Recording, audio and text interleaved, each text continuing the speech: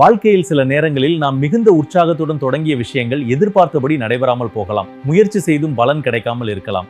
அந்த நேரத்தில் என்னால் முடியாது என்ற நம்பிக்கை இழப்பு. நம்பிக்கை இழப்பு என்பது ஒரு பலவீனம் அல்ல, அது வாழ்க்கையில் எல்லோருக்கும் வரும் ஒரு நிலை. ஆனால் முக்கியமான கேள்வி, அந்த நிலையில் நாம் நின்று விடுகிறோமா அல்லது மீண்டும் எழ முயற்சி செய்கிறோமா? நம்பிக்கை இழந்த நேரத்தில் மனிதர் தன்னை குறை கூற ஆரம்பிக்கலாம். முன்னேற்றம் முடியாது என்று நினைக்கலாம். ஆனால் உண்மை என்னவென்றால் அது ஒரு முடிவு அல்ல, ஒரு தற்காலிக நிலை மட்டுமே. ஒரு தோல்வி ஒரு மனிதனை முழுமையாக வரையறுக்காது, அது ஒரு அனுபவம் மட்டும். அதிலிருந்து கற்றுக்கொள்ள முடியும். மீண்டும் எழுவதற்கான முதல் படி சிறிய நம்பிக்கையை உருவாக்குவது, ஒரு சிறிய முயற்சி மீண்டும் செய்யலாம் என்று எண்ணுவது. பெரிய மாற்றம் உடனே வராது, ஆனால் சிறிய முயற்சிகள் மெதுவாக மனதை வலுப்படுத்தும். நம்பிக்கை இழந்த நேரத்தில் நல்லவர்களுடன் பேசுவது, சிறிய வெற்றிகளை நினைவில் கொள்வது, தன்னைத்தானே ஊக்கப்படுத்துவது, இவை அனைத்தும் உதவும்.